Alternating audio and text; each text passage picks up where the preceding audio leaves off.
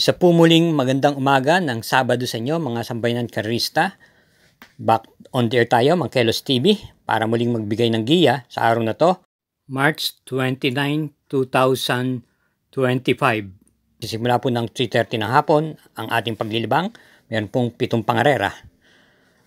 At sa punto pong ito, tayo din na rin po magtatagal pa at bibigay ko na rin po sa inyo kagad ang ating mga giya, kaya halina po. Karera numero 1, start ng winner take all, races 1 to 7, distance 1,400 meters, isang 3-year-old and above maiden race, at meron po itong 10 kalahok, isang coupled entries, yung numero 1, at magsisimula po ng 3:30 ng hapon. Pampremera po natin, yung numero 8, Most Wonderful, nararendihan ni NC Lunar. Ito po ay galing sa panalo sa kanyang Novato race noong March 15 at impresibo po ang kanyang panalo. Isa pong imported horse to. Nag-champo po lamang ng 117.2. Pigil na pigil pa po. At ang ating panigundo naman po rito ay yung kalahok numero 2, Spellbound. Ito po ay may taglay na bilis at naipipacing. Itong March 23, dumating po ito ng segunda pwesto kay Transform. At nung February 16, na tersera naman po siya sa isang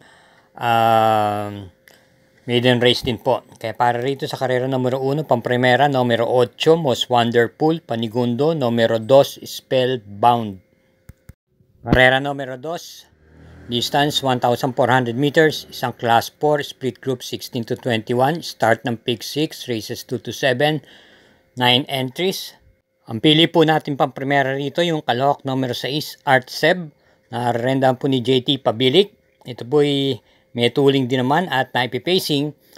Bagamat nitong last March 19, siya po ay pang-anim lang po dumating kay instant notice. Pero meron naman po itong magandang preba nung manakaraan at nung March 1, ito po ay na-tersera po kay Wild is the Wind. Bilang panigundo naman po natin dito yung dramatic numero 3, Queen Gabi. Nagamay po ni PR Dalema. Nakinto pwesto po siya nung March 5 kay Winter on Fire. At bilang panersera po natin yung dimbakang numero 4, Galloping Ghost, na nakapagtala po naman ng panalo ng March 12 kung saan tinalo niya po si Wanay Maida Palulan, si PR Dalema na regular rider niya. Kaya para rito sa karera numero 2, pampremera numero 6, Art Seb, panigunda numero 3, Queen Gabi, at panersera numero 4, Galloping Ghost. Karera numero 3, start ng Peak 5, races 3 to 7, isang 3-year-old group race 6, at may distansyang 1,400 meters with 8 entries, isang coupled yung numero 2. Ito po ay base sa mga karerang tinakbuhan nila sa maiden race kung saan mga kapwa nagsipanalo po ito. Ating pong pampremera at malamang sisingilin po natin yung numero 7, Morally, na isang imported horse. Ito po ay maganda po ang kanyang ipinakita. Itong nakaraang takbo niya. Ito po ay nanalo noong March 12 kung saan tinalo niya po si Be Kind at na terserang waltzing Matilda. M.A. Alvarez po ang Romenda. Same rider pa rin po. At ang tempo niya po doon ay 1:26 na impresibo naman po para sa distansyang 1,400 meters. Kaya sa race 3, single, numero 7, Morally. Karera numero 4, start ng Peak 4, races 4 to 7, isang class 4, group 28 to 33, distance 1,400 meters, 8 entries. First choice natin yung nabiting nung nakaraan, yung numero 2, Central Luzon, nararenda po ni RM Garcia. Ito'y may taglay pong remate at pwede rin ang putong ialis ng maaga. Ito po yung nabiting nakaraan March 21 kung saan nasigundo lamang po siya kay Boss Ako Naman. Isa po itong imported horse. At nanalo po ito sa kanyang 3-year-old maiden race noong March 5 kung saan nakapagtalabo naman po siya ng 126.2 sa 1,400 meters. At may barrier pong 1 minute and 14.8 para sa 1,200 meters. Kaya maganda po ang preba nito. Bilang panigundo po natin dito yung numero 5 Club Habana. May remate at rendan po ni O.P. Cortez. Quinto pwesto nung March 16 kay Batang Kanlaon. Pero nakapagtala po ng panalo bago dito nung February 23. Kung saan nanalo po ito ng dihado at tinalo niya po si Cluster at na terserang player Andre.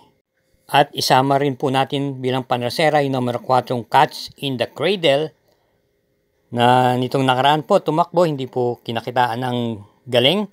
Pero meron naman po siyang preba nung March 12 kung saan nanalo po ito at tinalo niya po si Gold Rush lulan si PM Caballero. May tuling po ito at naisusunod-sunod. Kaya para rito sa karera numero 4, Pamprimera numero 2 Central Luzon, panigundo numero 5 Club Habana at panersera numero 4 Catch in the Cradle.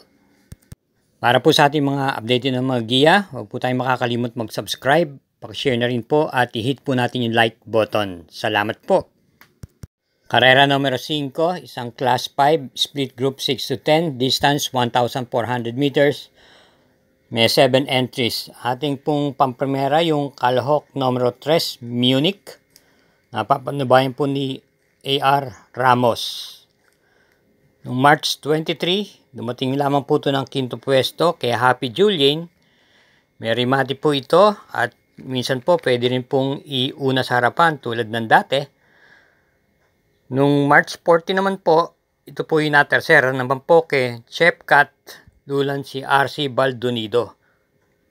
At bilang panigunda po natin dito yung malamang yung numero 4 Cristiano na siyang malyamado rito. Renda naman po ito ni RJC Tabor. Meron itong magandang preba pong naitala. Noong December 11 kung saan nanalo po siya at tinalo niya po si Sound of Silence at yung naterserang Color Blast. Pero itong mga nakaraan linggo na takbo niya, hindi po siya gaano pang nagpapakita muli ng buti. Gayunpaman, ang ating pong pamprimera dito sa karera number 5, yung numero 3, Munich, at panigunda lamang yung numero 4, Cristiano. Karera numero 6, penultimate race, isang class 4, group 22 to 27 split, may distansyang 1,400 meters. Binubuo po ng siyam na kalahok, isang coupled entries, yung numero 4. First choice natin, yung kalahok numero 2, Gold Rush, na may bilis po din naman at naipipacing. Ito po ay tumakbo noong March 12 at dumating lamang po siya ng segunda pwesto kay Catch in the Cradle, lulan po si JD Flores. At noong February 26 din naman po, ito naman po ay na kwarto pwesto kay Bontay Shore at na segundang The Kiss. Bilang panigunda po natin dito yung coupled entries numero 4 Winter on Fire, saka imported horse na coupled entries niyang 4A na front runner. Kapwa po may taglay na tuling to. Pero po yung 4A na front runner, ito po ay pwedeng isunod, ibandera at i-pacing lamang. Yung isa naman po, talagang banderista po yung Winter on Fire. Kaparehas pong imported to. Yung Winter on Fire po naman, nanalo po ito nung March 5, kung saan nanalo po ito ng banderang tapos at tinalo niya po si Off Shoulder at Moment of Truth. Dulan si JB Bakaykay. Samantalang yung frontrunner, galing po sa mahabang bakasyon. Pinakalyamado po nung February 15 at biguan lang pong panlima po lang dumating kay Full Control, lulan si JR De Ocampo. At bilang panersera po natin dito yung numero 3 Cluster na malamang siya po ang malyamado, may tuling po at naipipacing na rin po. Itong February 23 na segunda lamang po siya kay Club Roman, lulan si JT Pabilik. Pero nakapagtala naman po siya ng panalo nung February 8 kung saan tinalo niya po si Wolof at Dreams of the World.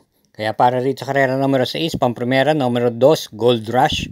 Panigundo yung coupled entries, numero 4, Winter on Fire, Front Runner at panerasera numero 3, Cluster. Karera numero 8, last daily double, paratihan po ng winner take all, pick 6, pick 5 at pick 4. At meron po nakapaloob na Super 6, binubuo po ng 14 na kalahok o full gate. May distansyang 1,400 meters ng class 5, split group 6 to 10. Ating pamprimera, yung dihadong numero G's, Crazy Colleen, na may takbo pong pwedeng iuna sa harapan, i-pacing at iparimate. Itong March 15, hindi po maganda ang kanyang kinilos. Pang-8 lang po dumating sa nanalong kabayong Bisyo Magserbisyo. Pero po nung March 1, ito po yung dumating ng segunda pwesto kay Caloocan Sap. At bago dito, meron po siyang takbo kung saan nanalo po siya ng dihado galing po sa bakasyon. Bilang panigunan naman po natin dito yung numero 2 Johnny Bunny. Nung March 15, tumakbo, pang-6 na pwesto lamang po kay Bisyo Magserbisyo, lulan si IL Aguila, kanyang regular rider. Meron din naman po itong tuling, itong kabayang to. At bilang panersera po natin, numero 7 Gable, na isang derimate. Nitong huling takbo niya, hindi po siya nagpakita, dumating yata ng mga pangalawa sa hulihan. At nung March 9, nakinto pwesto ng puto kay Hot Rod Hearts, lulan si JB Bakaykay. Pero may naitalang panalo nung February 1 kung saan tinalo niya po si Douglas Fear at yung na-terserang Happy Julian. At December 29, meron pa po itong naitalang panalo kung saan tinalo niya po si Humboldt Strike. Kaya para rito sa karera numero 7, pamprimera numero 10 Crazy Colleen, panigunda numero 12 Johnny Bunny at panersera numero 7 Gable. Okay, salamat po muli sa inyong mga pagsubaybay, mga sambayan karerista at masuging na sumusubaybay sa ating YouTube channel. Thank you again for watching. At paalala lang po, gabay lang po ito, inyo pa rin kursa na masusunod. Hinay-hinay lang po at lagi po tayong mag-iingat sa ating pag-uwi.